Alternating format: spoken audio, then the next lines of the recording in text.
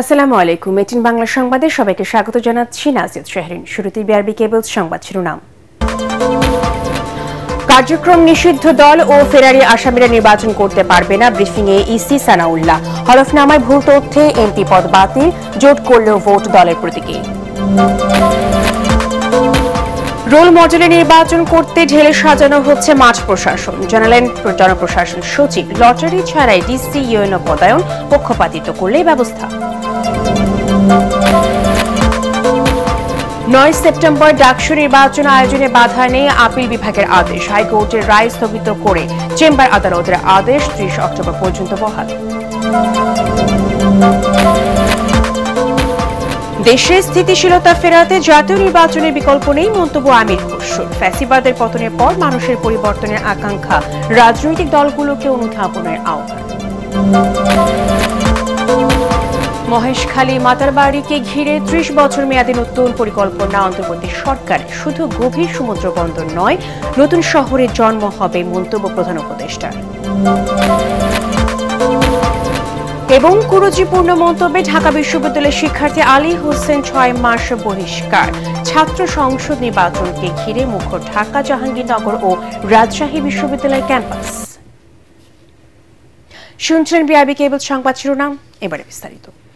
কার্যক্রম নিষিদ্ধ দল ও ফেরারি আসামিরা নির্বাচনে অংশ নিতে পারবে না বলে জানিয়েছেন নির্বাচন কমিশনার আবুল ফজল মোহাম্মদ সানাউল্লাহ।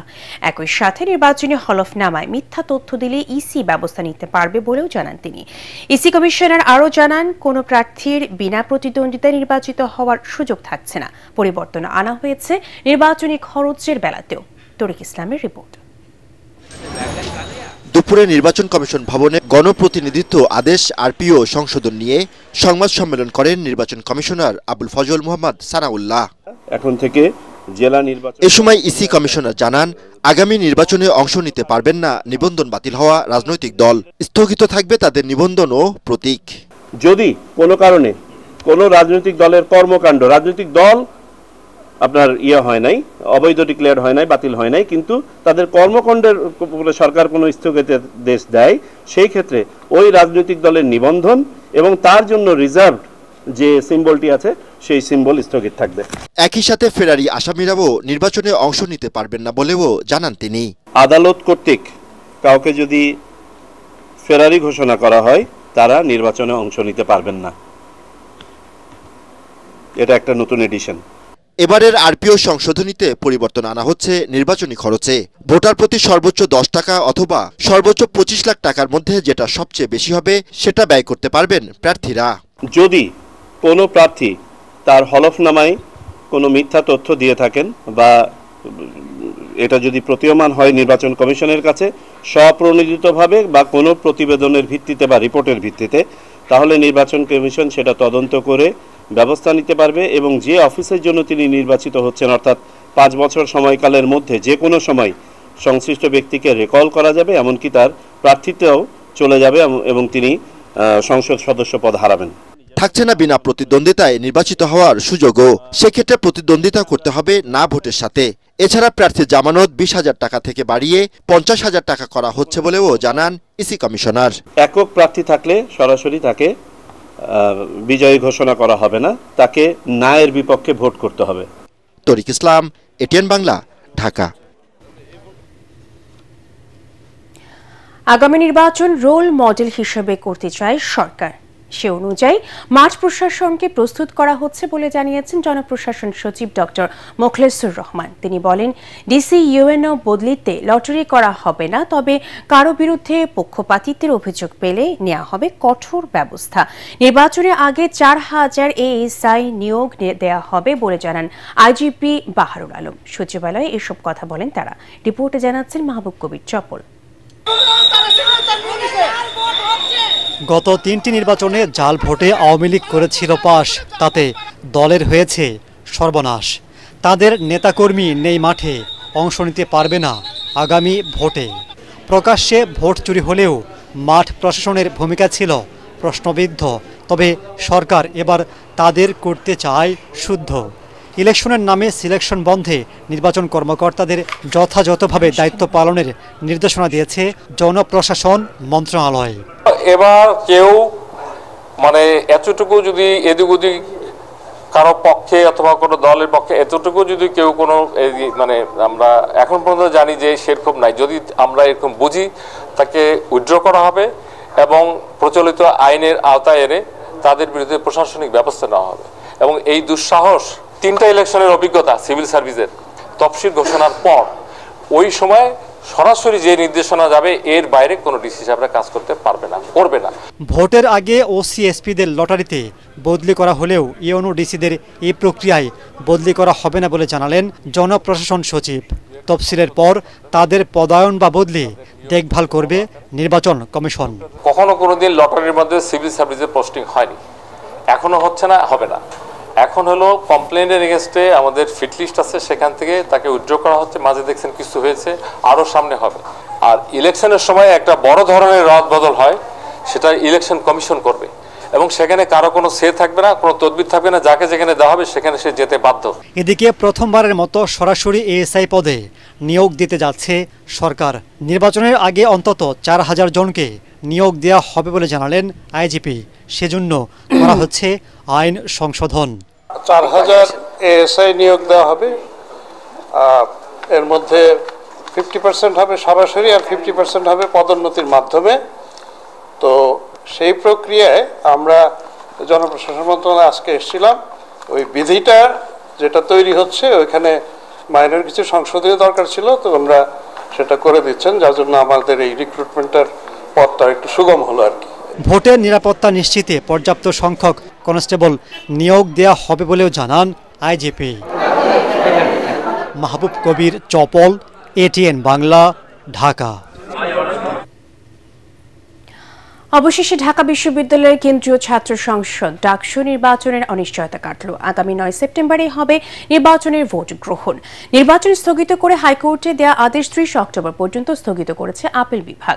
ঢাকা বিশ্ববিদ্যালয় কর্তৃপক্ষের করা আবেদনের উপর শুনানি শেষে প্রধান বিচারপতি সৈয়দ রেফাত আহমেদের নেতৃত্বাধীন আপিল বিভাগের পূর্ণাঙ্গ বেঞ্চ আদেশ দেন। এর ফলে ছাত্র শিবির মনোনীত জিএস প্রার্থী SM ফরহাদের নির্বাচনে অংশ নিতে কোনো বাধা নেই বলে জানিয়েছেন তারা আইনজীবী। হুমায়ুন চিস্তি জানাচ্ছেন বিস্তারিত। ডাকসু নির্বাচন ঘিরে উৎসবের আমেজ ঢাকা বিশ্ববিদ্যালয় ক্যাম্পাসে। সেই উৎসবে ভাটা পড়ে যখন এক জিএস প্রার্থীর বৈধতা চ্যালেঞ্জ করে করা রিটে নির্বাচন স্থগিত করে হাইকোর্ট। যদিও আধ ঘণ্টার ব্যবধানে হাইকোর্টের আদেশটি স্থগিত করে আপিল বিভাগের চেম্বার আদালত। আপিল বিভাগের পূর্ণাঙ্গ বেঞ্চে শুনানিতে রিটকারীর আইনজীবী জানান, রিটকারীর উদ্দেশ্য নির্বাচন বন্ধ করা নয়। ছাত্রলীগ করার কারণে একজনের প্রার্থিতা বাতিল হলে ফরহাদের প্রার্থিতাও বাতিল হওয়া উচিত। যে ছাত্রী এই রিট পিটিশন করেছিল সে তার একটাই কনসার্ন যে ভবিষ্যতে বাংলাদেশে নিষিদ্ধ ঘোষিত ছাত্রলীগের সাথে সম্পৃক্ত কেউ যেন ডাকসু ইলেকশন না করতে পারে। ডাকসুর ইলেকশন স্থগিত হবে এটা আমরা চাইনি, তবে যে ছাত্র সম্পর্কে অভিযোগ এসছে, যদি ছাত্রলীগের সাথে তার অতীত কোনো সম্পর্ক না থাকে তবে তাকে ইলেকশনে পার্টিসিপেট করতে দেওয়া, আর যদি তিনি দোষী সাব্যস্ত হন তবে ছাত্র শিবির যেন কোনো সাবস্টিটিউটেড কোনো প্রার্থী দেয়।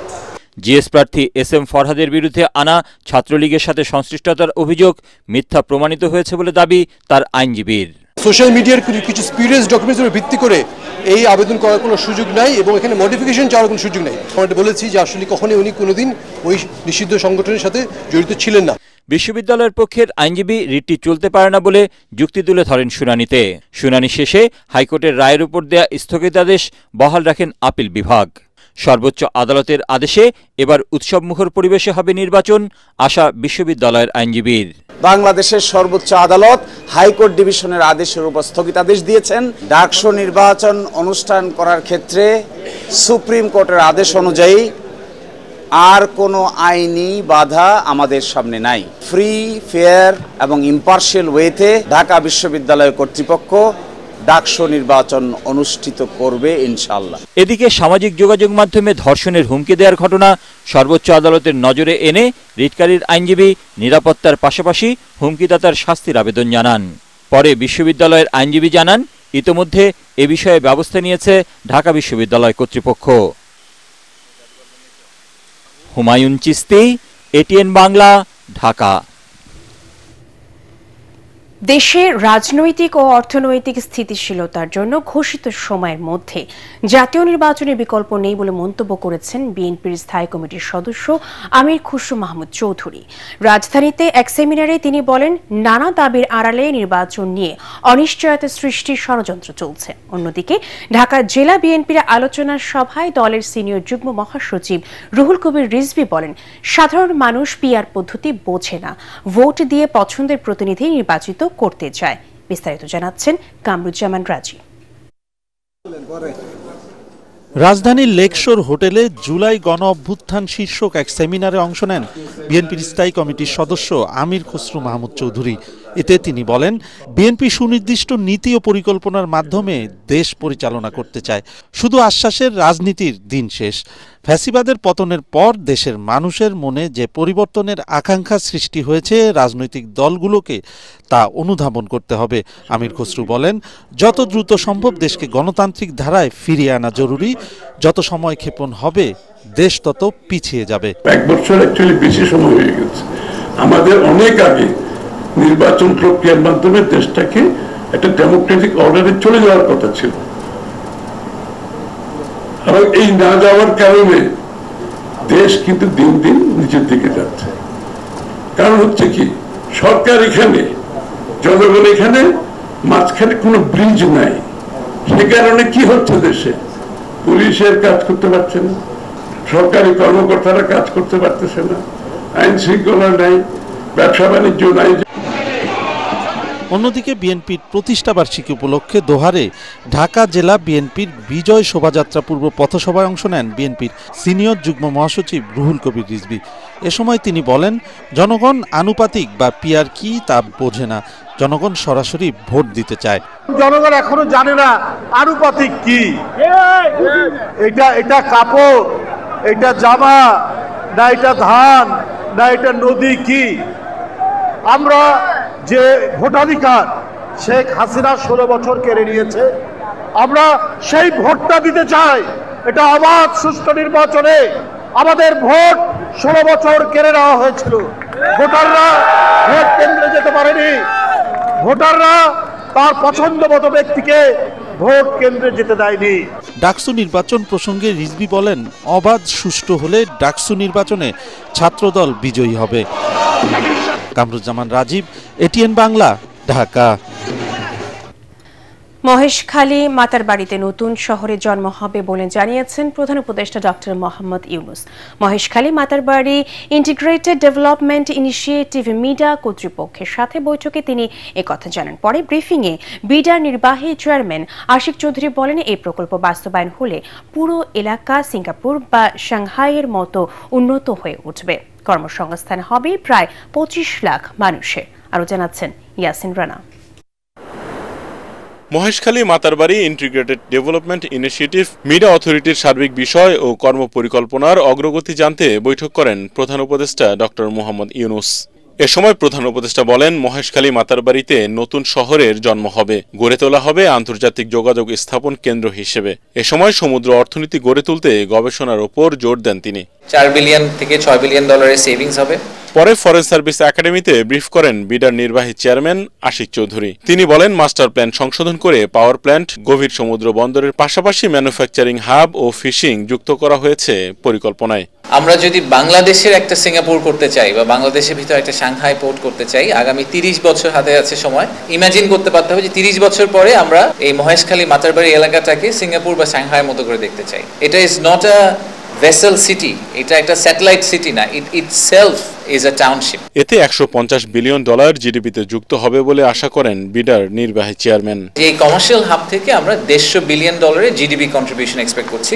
আর ফাইনালি প্রায় 1.5 লাখ লোকের কর্মসংস্থান ডিরেক্টলি আমরা এক্সপেক্ট করছি। ইনডিরেক্টলি সব মিলিয়ে প্রায় 25 লাখ লোকের কর্মসংস্থান আমরা আশা করছি এই এলাকা থেকে হবে। আশিক চৌধুরী বলেন, এই প্রকল্প বাস্তবায়নে পরবর্তী সরকারগুলোকেও ভূমিকা রাখতে হবে। 30 বছরে আমরা হয়তো 6টা সরকার দেখব এবং 6টা সরকারকে বিশ্বাস করতে হবে যে আমাদের পক্ষে সিঙ্গাপুর হওয়া সম্ভব। তা না হলে আমাদের এই প্রজেক্ট হবে না।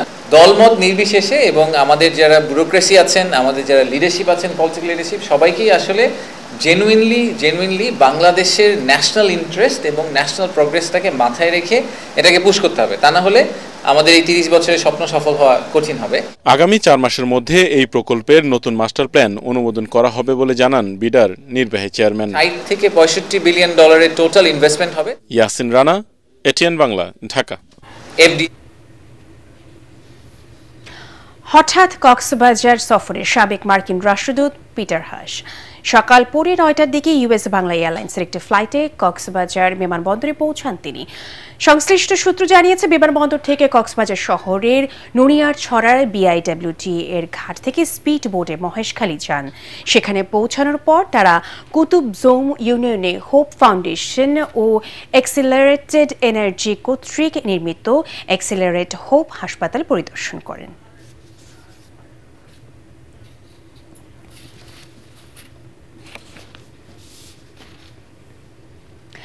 সামাজিক যোগাযোগ মাধ্যমে ডাকসু নির্বাচন নিয়ে রিটকারীকে কুরুচিপূর্ণ ভাষায় আক্রমণ ও হুমকি দেওয়ার ঘটনায় শিক্ষার্থী আলী হোসেনকে 6 মাসের জন্য বহিষ্কার করেছে ঢাকা বিশ্ববিদ্যালয় প্রশাসন।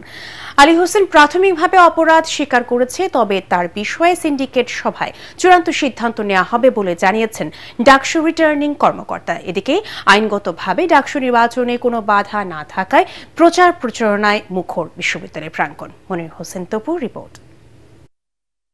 কোনো ধরনের প্রুফ আমরা পাইনি যে তিনি আসলে এই সংগঠনটিতে আর বিলং করেন না। ছাত্র শিবির সমর্থিত জিএস প্রার্থী এস এম ফরহাদের প্রার্থিতা চ্যালেঞ্জ করা রিটকারী শিক্ষার্থীকে কুরুচিপূর্ণ ভাষায় আক্রমণ ও হুমকি দেয়া শিক্ষার্থী আলী হোসেনের বিরুদ্ধে ব্যবস্থা নিয়েছে বিশ্ববিদ্যালয় প্রশাসন। এ বিষয়ে গঠিত পোক্টোরিয়াল সত্যানুসন্ধান কমিটির সুপারিশের আলোকে তাকে 6 মাসের জন্য বহিষ্কারের সিদ্ধান্ত নেওয়া হয়। তার যে অপরাধ সেটি সে স্বীকার করেছে, আমাদের যে তদন্ত কমিটি সেখানেও স্বীকার করেছে। ডাকসু নির্বাচনকে কেন্দ্র করে সামাজিক যোগাযোগ মাধ্যমে আক্রমণাত্মক আচরণের বিষয়ে সবচেয়ে বেশি অভিযোগ পাওয়া যাচ্ছে। তার রোধে সাইবার বুলিং টাস্ক ফোর্স ব্যবস্থা নিচ্ছে বলে জানান চিফ রিটার্নিং অফিসার। চরিত্রহননের চর্চা চলতেছে, এই বিষয়ে আমরা আজকে কঠোরভাবে একটা বিজ্ঞপ্তি দিয়েছি, যাতে এই ধরনের কোনো কিছু আমরা যদি পাই আমাদের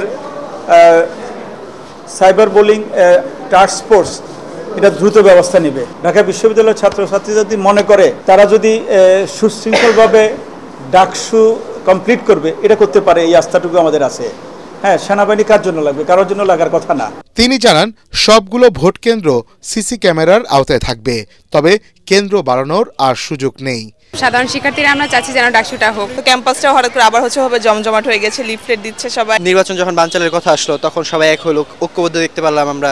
ডান বাম কোনো রাজনৈতিক মতাদর্শ নাই, গণতন্ত্রের চর্চা করতেছি, আমাদের ভিতর থেকে নেতৃত্ব বের হয়ে আসছে, এটাই আসলে ডাকসু থেকে প্রাপ্তি।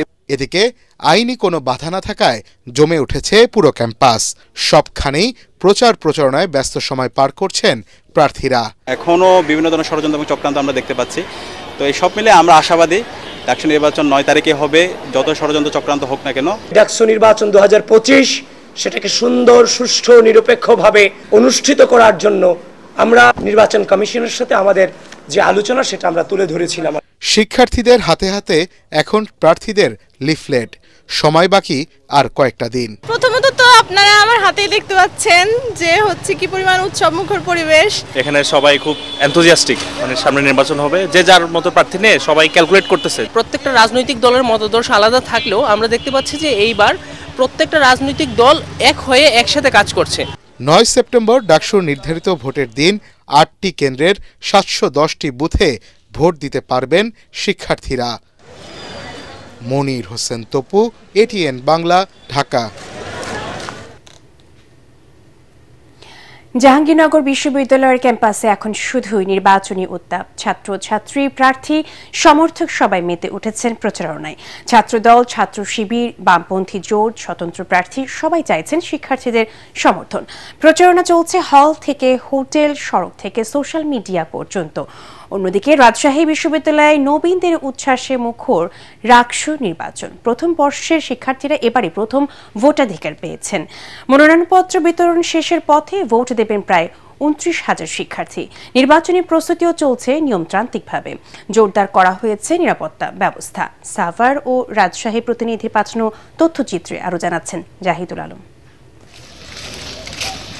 জাহাঙ্গীরনগর বিশ্ববিদ্যালয় ছাত্র সংসদ নির্বাচনের হাওয়ায় উৎসব মুখর পুরো ক্যাম্পাস।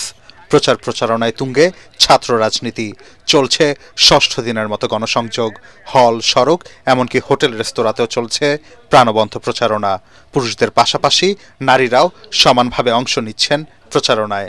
আমরা ভালো সাড়া পাচ্ছি এবং আমরা যে হল ভিত্তিক প্রচারণাগুলো চালাচ্ছি সেখানে যারা হচ্ছে ডিসেবল যারা আছে তারা হচ্ছে একটা আবেদন করেছে যে তাদের জন্য যাতে ব্রেল পদ্ধতিতে চালু করা হয়। তারা খুবই আগ্রহী, তারা ভোট দিতে খুবই আগ্রহী। যে আমরা শিক্ষার্থীদের জন্য কাজ করার জন্য আসছি, আমরা রাজনৈতিক কোনো এজেন্ডা বাস্তবায়নের জন্য আসিনি। আমরা আশা রাখছি সবাই মিলে একটি সুন্দর শিক্ষার্থী সংসদ নির্বাচন পাবো এবং শিক্ষার্থীদের জন্য কাজ করার একটি যে নতুন সুযোগ, সেই সুযোগকে আমরা সবাই লুফে নেব। শান্তিপূর্ণ নির্বাচন নিশ্চিতে ক্যাম্পাসকে 3টি জোনে ভাগ করা হয়েছে। আইন শৃঙ্খলা রক্ষায় নেওয়া হয়েছে সর্বোচ্চ ব্যবস্থা। জাকসু নির্বাচনের ভোট গ্রহণ 11 সেপ্টেম্বর।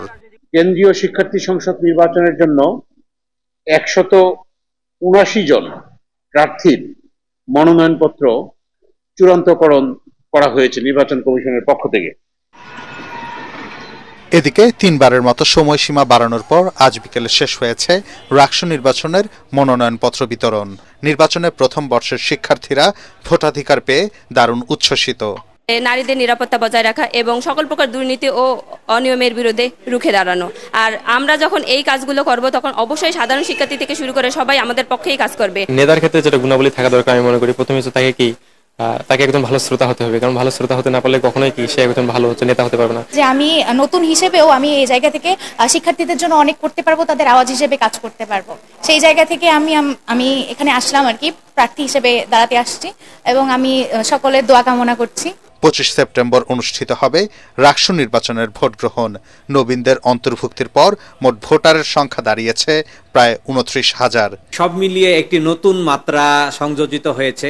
এটি আনন্দঘন পরিবেশে আমাদের মাঝে নির্বাচনের যে নতুন আমাদের একটা পরিবেশ তৈরি হয়েছে, এর মধ্য দিয়ে রাকসুকে আরো সুন্দর, আরো বেশি অংশগ্রহণমূলক, আরো বেশি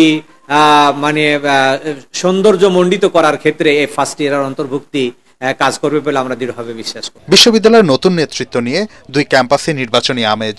নতুন প্রত্যাশার এই নির্বাচন শুধু ক্যাম্পাসের ভোট নয়, দেশের ভবিষ্যৎ নেতৃত্ব গড়ে ওঠার প্রস্তুতি। জাহিদুল আলম, এটিএন বাংলা। ৭১ মানবতা বিরোধী অপরাধে আমৃত্যু কারাদণ্ড পাওয়া জামায়াত নেতা প্রয়াত দেলোয়ার হুসাইন সাঈদীর মামলায় মিথ্যা সাক্ষ্য দিতে বাধ্য করার অভিযোগে ক্ষমতাচ্যুত প্রধানমন্ত্রী শেখ হাসিনা সহ 40 জনের বিরুদ্ধে আন্তর্জাতিক অপরাধ ট্রাইব্যুনালের চিফ প্রসিকিউটরের কার্যালয়ে অভিযোগ দায়ের করা হয়েছে। চিফ প্রসিকিউটরের কার্যালয়ে এই অভিযোগ দেন ওই মামলায় রাষ্ট্রপক্ষের সাক্ষ্য দেয়া 3 জন। অভিযোগকারীর মধ্যে আছেন মামলার সাক্ষী বীর মুক্তিযোদ্ধা মাহবুবুল আলম হাওলাদার, আলতাফ হাওলাদার ও মাহতাবউদ্দিন হাওলাদার। তারা সবাই পিরোজপুরের বাসিন্দা।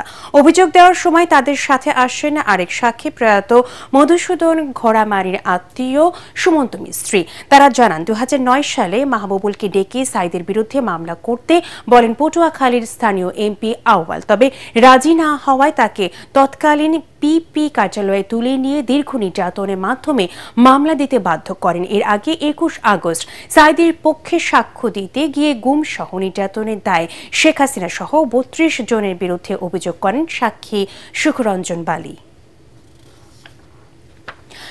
জুলাই গণঅভ্যুত্থানে সংঘটিত মানবতা বিরোধী অপরাধের মামলায় রাজসাক্ষী হওয়া আসামি সাবেক আইজিপি চৌধুরী আব্দুল্লাহ আল মামুনকে আগামীকাল জেরা করবেন শেখ হাসিনা পক্ষে রাষ্ট্র নিযুক্ত আইনজীবী আমির হোসেন। আজ জেরা করার কথা থাকলেও তিনি সময় আবেদন করেছেন। মঙ্গলবার আন্তর্জাতিক অপরাধ ট্রাইব্যুনাল 1-এ রাজসাক্ষী হিসেবে সাক্ষ্য দেওয়ার সময় জুলাই আগস্টের গণহত্যার দায় স্বীকার করে নিহত আহতদের পরিবার, দেশবাসী ও ট্রাইব্যুনালের কাছে ক্ষমা চান চৌধুরী মামুন। সাবেক প্রধানমন্ত্রী শেখ হাসিনা ও স্বরাষ্ট্রমন্ত্রী আসাদুজ্জামান কামালের নির্দেশে মারণাস্ত্র ব্যবহার করে এই নৃশংস হত্যাযজ্ঞ ঘটেছে বলে জবানবন্দিতে জানান তিনি। হাজারো ধর্মপ্রাণ মানুষের স্বতঃস্ফূর্ত অংশগ্রহণের রাজধানীতে উদযাপিত হল পবিত্র ঈদে মিলাদুন্নবী জশ্নে জুলুস। সকালে পীরে বাঙ্গাল সৈয়দ মোহাম্মদ সাবের শাহের নেতৃত্বে যথাযথ ধর্মীয় ভাবগাম্ভীর্যে অনুষ্ঠিত হয় মুসলিম ধর্মাবলম্বীদের এই আনন্দ র্যালি। প্রতি বছরের মতো এবারও 9 রবিউল আউয়াল আঞ্জুমানে রহমানিয়া আহমদিয়া সুন্নিয়া ট্রাস্টের আয়োজনে মোহাম্মদপুর কাদেরিয়া তৈয়বিয়া কামিল মাদ্রাসা থেকে বের হয় এই র্যালি। আরো জানাচ্ছেন মুশফিকুর রহমান।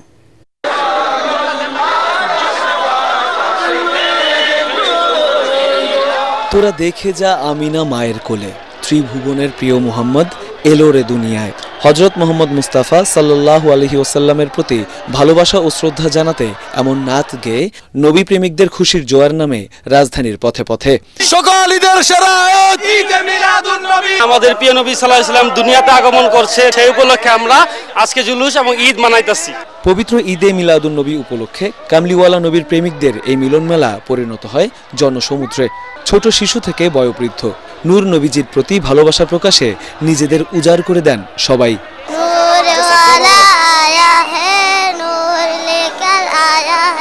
যেহেতু আল্লাহ রাসূল সাল্লাল্লাহু আলাইহি সাল্লামের আগমনের মাধ্যমে আমরা হেদায়েত পেয়েছি, আমরা কোরআন পেয়েছি, আমরা ঈমান পেয়েছি, সেই জন্য আজকের এই দিনটা আমাদের জন্য সবচেয়ে গুরুত্বপূর্ণ। যতদিন শরীরে শক্তি আছে ততদিন পায়ে হেঁটে নবীজি সাল্লাল্লাহু আলাইহি সাল্লামের এই মিলাদুন্নবী পালন করতে চাই। এ সময় রাসূল সাল্লাল্লাহু আলাইহি ওয়াসাল্লামকে ভালোবাসা ঈমানের মূল অঙ্গ বলে জানান ইসলামী চিন্তাবিদরা। আমরা নবীকে পেয়ে খুশি উদযাপন করি, কারণ নবীজি আমাদের জন্য কুল কায়নাতের রহমত।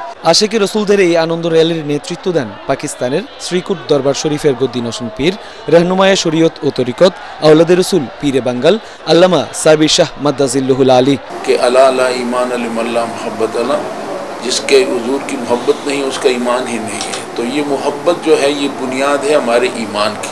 এ সময় আগামী 6 সেপ্টেম্বর শনিবার চট্টগ্রামে বিশ্বের সবচেয়ে বড় জশ্নে জুলুসে যোগদান করতে প্রত্যেক মুমিন মুসলমানের প্রতি আহ্বান জানান তিনি। মানবতার মুক্তির দিশারি রহমতুল লিল আলামিন নবীর শুভ আগমনে পুলকিত হয়েছিল সমস্ত সৃষ্টিকুল, কেটেছিল হাজার বছরের ঘোর অন্ধকার। তাই তো আজও রবিউল আউয়াল মাস এলেই নবী প্রেমিকদের অন্তরে আনন্দের ঢেউ খেলে যায়। নফল ইবাদত, জশ্নে জুলুস, মিলাদ মাহফিলের মাধ্যমে নূর নবীজির শুভ আগমনের দিনটি উদযাপন করেন সুন্নি মুসলমান। তারা বলেন, শুধুমাত্র মুসলিম নয়, জাতি ধর্ম বর্ণ নির্বিশেষে সকলের জন্য শান্তির বার্তা নিয়ে এসেছেন হযরত মুহাম্মদ মুস্তাফা সাল্লাল্লাহু আলাইহি ওয়াসাল্লাম। মুশফিকুর রহমান, এটিএন বাংলা, ঢাকা। পূবালী ব্যাংক বাণিজ্য সংবাদ।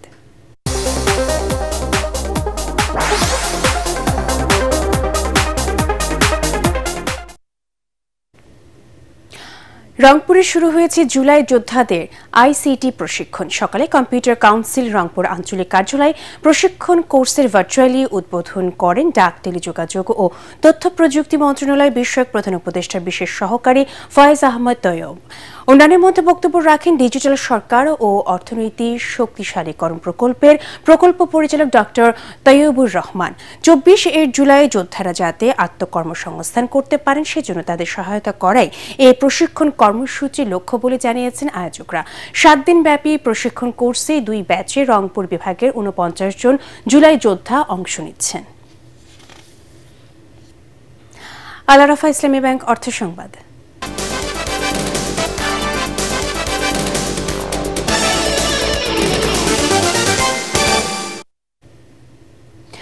আগস্ট মাসে নিউমোরিং কন্টেইনার টার্মিনালে এনসিটিতে 1,22,517 একক কন্টেইনার হ্যান্ডলিং করে রেকর্ড করেছে চট্টগ্রাম বন্দর। চট্টগ্রাম বন্দরে এনসিটিতে আয়োজিত এক সংবাদ সম্মেলনে এই কথা জানান এনসিটির chief operating officer captain Zahid Hossain. এ সময় তিনি বলেন, গত বছর আগস্টে এই টার্মিনালে কন্টেইনার হ্যান্ডলিং হয়েছিল 96,000। সেই হিসেবে গত বছরের আগস্টের তুলনায় কন্টেইনার হ্যান্ডলিং 27.5% বেশি বৃদ্ধি পেয়েছে। কন্টেইনার হ্যান্ডলিং প্রতিষ্ঠানটি আগস্ট মাসে পরপর 2টি মাইলফলক অর্জন করে। আন্তর্জাতিক সংবাদ।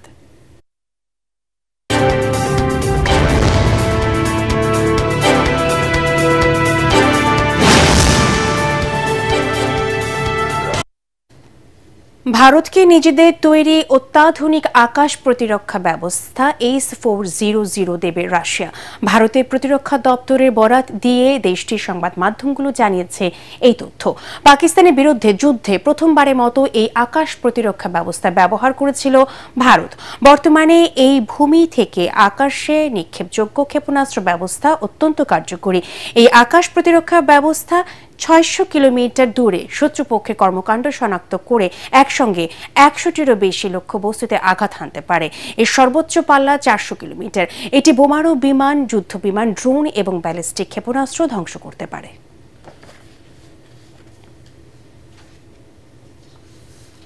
খেলার খবর।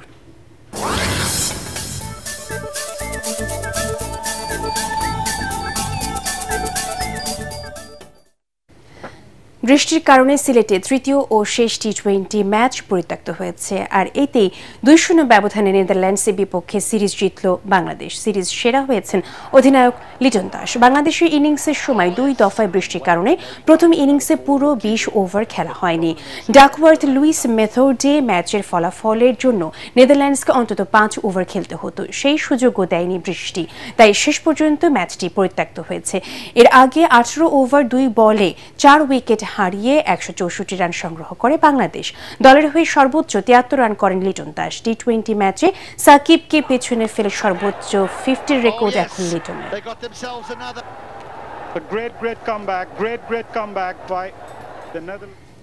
একটি ঘোষণা। এটিএন বাংলার নাম ব্যবহার করে সাংবাদিক পরিচয় কতিপয় ব্যক্তির বিরুদ্ধে সংবাদ সংগ্রহের নামে দেশের বিভিন্ন স্থানে চাঁদাবাজির অভিযোগ পাওয়া যাচ্ছে। এ ধরনের চাঁদাবাজ ও ভুয়া নাম ব্যবহারকারীদের নিকটস্থ থানায় সোপর্দ করার জন্য অনুরোধ জানাচ্ছে এটিএন বাংলা কর্তৃপক্ষ। এছাড়াও প্রতিষ্ঠানটিতে সাংবাদিক ও জনবল নিয়োগের ভুয়া বিজ্ঞাপন দিয়ে একটি চক্র প্রতারণা করছে। বর্তমানে এটিএন বাংলায় কোনো ধরনের নিয়োগ প্রক্রিয়া চলছে না। নিয়োগ নিয়ে কারোর সাথে আর্থিক লেনদেন না করার অনুরোধ জানাচ্ছে এটিএন বাংলা কর্তৃপক্ষ। শেষ করার আগে বিআরবি কেবল সংবাদ শিরোনামগুলো জানিয়ে দেব আরো একবার। কার্যক্রম নিষিদ্ধ দল ও ফেরারি আসামিরা নির্বাচন করতে পারবে না, ব্রিফিংয়ে ইসি সানাউল্লাহ। হলফনামায় ভুল তথ্যে এমপি পদ বাতিল, জোট করলেও ভোট দলের প্রতীকে। রোল মডেলে নির্বাচন করতে ঢেলে সাজানো হচ্ছে মাঠ প্রশাসন, জানালেন জনপ্রশাসন সচিব। লটারি ছাড়াই ডিসি ইউএনও পদায়ন, পক্ষপাতিত্ব করলেই ব্যবস্থা। 9 সেপ্টেম্বর ডাকসু নির্বাচন আয়োজনের বাধা নেই, আপিল বিভাগের আদেশ। হাইকোর্টের রায় স্থগিত করে চেম্বার আদালতের আদেশ 30 অক্টোবর পর্যন্ত বহাল। দেশে স্থিতিশীলতা ফেরাতে জাতীয় নির্বাচনের বিকল্প নেই, মন্তব্য আমির খসরুর। ফ্যাসিবাদের পতনের পর মানুষের পরিবর্তনের আকাঙ্ক্ষা, রাজনৈতিক দলগুলোকে অনুধাবনের আহ্বান। মহেশখালী মাতার বাড়িকে ঘিরে 30 বছর মেয়াদী নতুন পরিকল্পনা অন্তর্বর্তী সরকারের। শুধু গভীর সমুদ্র বন্দর নয়, নতুন শহরের জন্ম হবে, মন্তব্য প্রধান উপদেষ্টার। এবং কুরুচিপূর্ণ মন্তব্যে ঢাকা বিশ্ববিদ্যালয়ের শিক্ষার্থী আলী হোসেন 6 মাসের জন্য বহিষ্কার। ছাত্র সংসদ নির্বাচনকে ঘিরে মুখর ঢাকা, জাহাঙ্গীরনগর ও রাজশাহী বিশ্ববিদ্যালয় ক্যাম্পাস। পরবর্তী সংবাদ দেখার আমন্ত্রণ জানিয়ে এখনকার মতো শেষ করছি। এটিএন বাংলার সংবাদ ইউটিউবে দেখতে ব্রাউজ করুন youtube/এটিএন বাংলা নিউজ। ধন্যবাদ সবাইকে।